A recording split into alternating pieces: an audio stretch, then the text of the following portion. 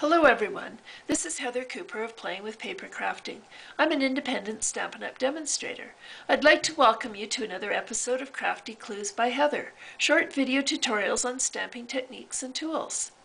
Well, today I would like to bring you the how-to for this really cool background technique called Bubble Magic.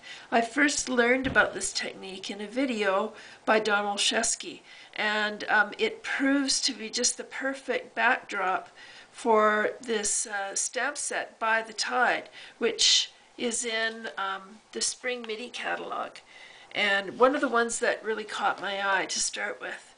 So let me show you how this is done. Let's get started. So for the Bubble Magic technique, I'm going to show you how to mix up the solution that you're going to use. I just bought some dollar store bubble solution, which I'm going to pour about half an inch or so into a small container. I'm then going to add several drops of Pacific Point Reinker to give it some color. And I'm just going to try this because I saw Don Olszewski do it. A little bit of shimmer paint. So add a little bit of that in. Hopefully that'll get us a bit of shimmer. Then I'm going to mix it up using my straw because I'm going to start blowing bubbles with it. Okay, once you've mixed your mixture, then you start blowing bubbles. Just like you were a kid with your chocolate milk. And when your bubbles rise above the level of the container, then catch them on your paper. I'm using Very Vanilla. And then just continue to blow bubbles and catch the bubbles on the paper. Try not to touch the edge of the container because you'll get a ring that you don't want on your paper. And the glimmer paint really makes a sparkle in it. It looks really nice.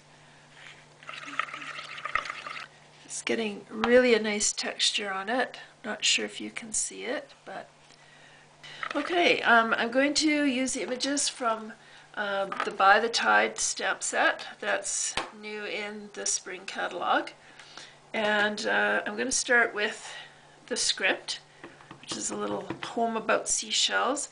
I'm using crumb cake. I'm just going to stamp it off so that it remains in the background. I'm going to do a couple more. The eye loves threes.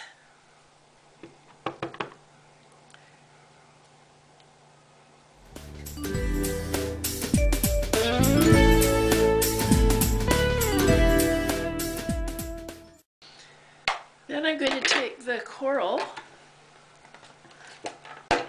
and I'm going to stamp the coral in Versamark.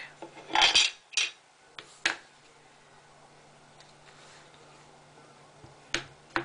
sure I get it all coated well. And I'm going to stamp it right in the middle here. Okay, so I'm just going to spread the white embossing powder on it. And top that off. And pour back the excess embossing powder.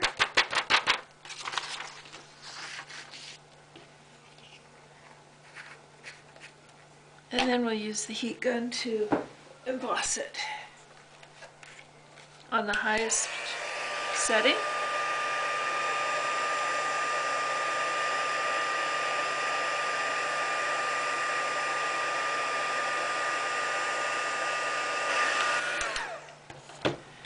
Now that I've embossed the coral in white embossing powder, I'm going to make a sand base at the bottom by taking some river rock and a stamping sponge and just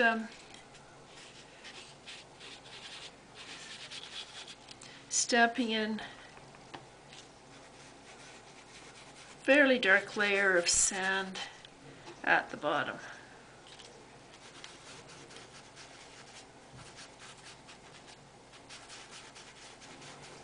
So I'm just sponging just over the coral area, and you can see how that sponging brings out the embossing a little bit better. But I love it the way it makes. It gives a foreground to the picture. And then we'll just let the Bubble Magic take over the rest of the background.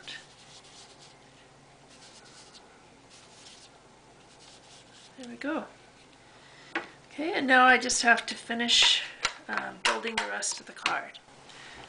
Now with my Stampin' Pierce mat and my paper piercing tool, and I'm just going to pierce a hole on the side there and put my brad through and open the tabs on the back, and there we have a very cute little addition to the card.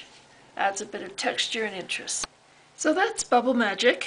What a fun technique that was, and I hope that you will try it and have as much fun with it as I did. Please stop by my blog, Playing with Paper Crafting, for more card making samples and tips.